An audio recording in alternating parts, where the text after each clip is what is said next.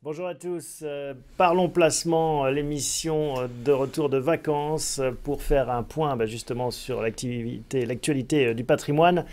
Une émission en direct sur la page Facebook de bienprévoir.fr.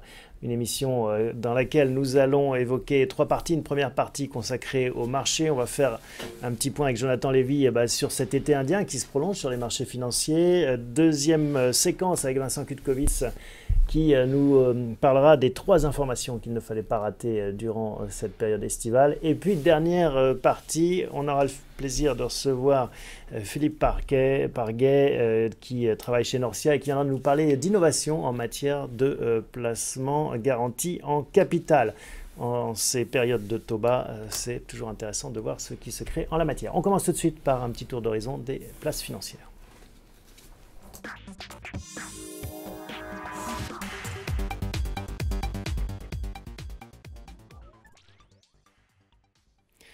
Jonathan Lévy, bonjour.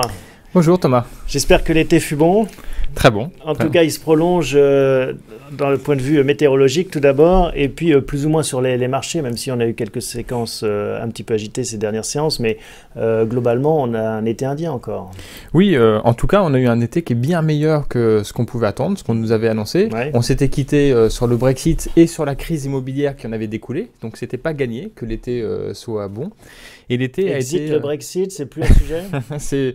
En tout cas, ils ont trouvé une façon intelligente en fait de le décaler.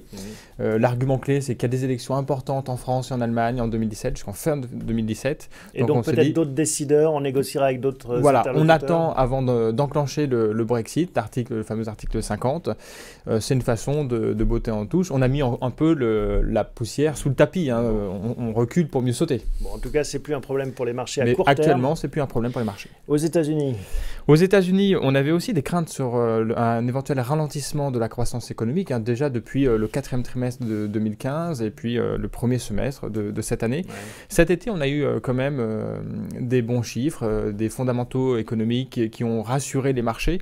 Alors, c'est important et intéressant de noter qu'on n'a pas une croissance forte, mais on a une croissance modérée. Mais du coup, on s'attend à un cycle beaucoup plus durable. Donc, le cycle de croissance, il n'est pas exceptionnel par sa vigueur, par son ampleur, mais il est exceptionnel ça réagissait beaucoup plus violemment par sa durée, en fait. On a un cycle qui va durer, ça fait déjà 8-9 ans qu'on a une croissance économique positive aux États-Unis. On n'a jamais eu une croissance aussi longue. Et ça peut durer encore.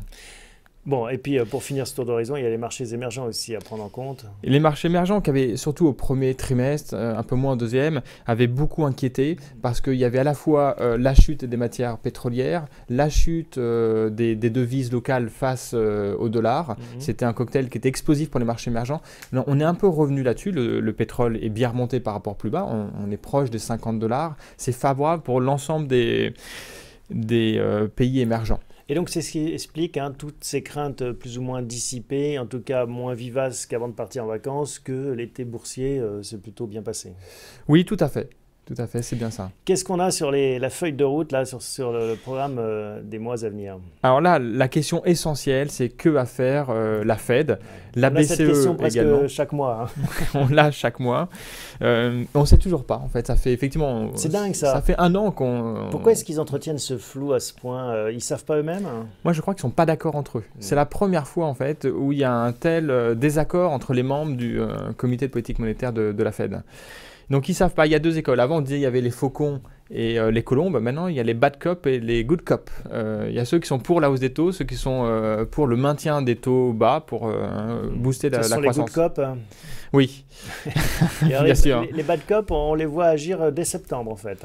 Oui, ils voudraient agir très vite parce qu'ils disent qu'on a pris du retard. Ils ont peur parce que l'inflation repart aux États-Unis, la croissance, l'emploi, les salaires sont repartis assez forts. Maintenant, toutes les tranches sont touchées par la hausse des salaires et ça peut provoquer un retour de l'inflation. Ils ont peur d'une hyperinflation. Bon.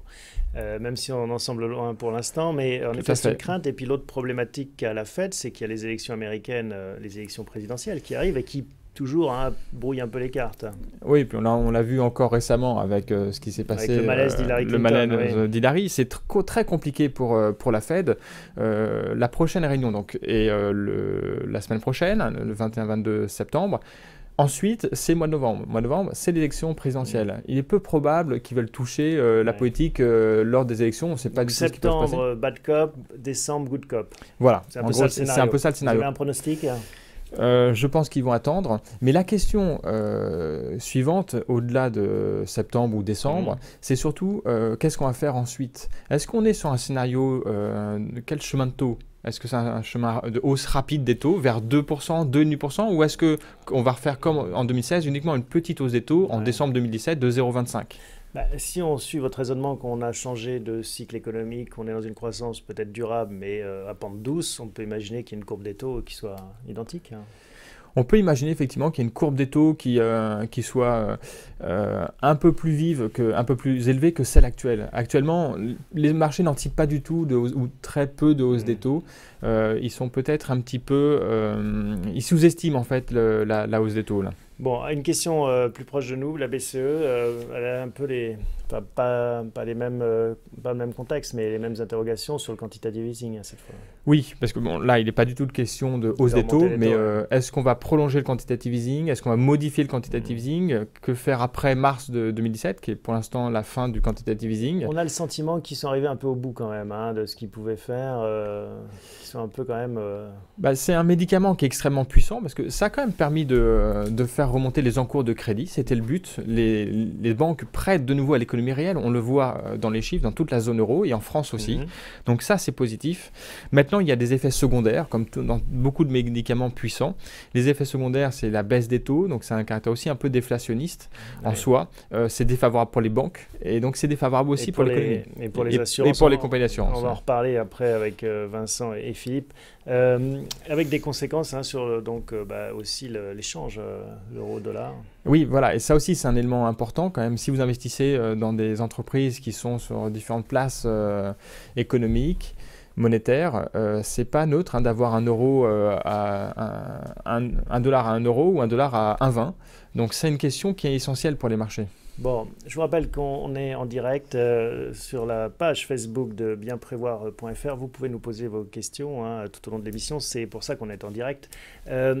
On arrive donc à la conclusion de cette première séquence sur les marchés financiers. Qu'est-ce qu'on peut attendre comme perspective ? Alors, je pense qu'en fait, on a quand même une perspective où on va un peu stabiliser les politiques monétaires accommodantes, en tout cas du côté de la BCE.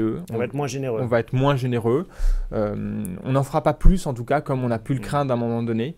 Et ça va être favorable, le cycle de hausse des taux, qui est juste au début, il n'y aura pas une forte hausse des taux en Europe ou dans la zone euro, mais ça va être favorable, et notamment pour les banques en fait. Les banques sont extrêmement sous-valorisées par rapport à d'autres secteurs, par rapport aux valeurs cycliques, par rapport aux valeurs de croissance.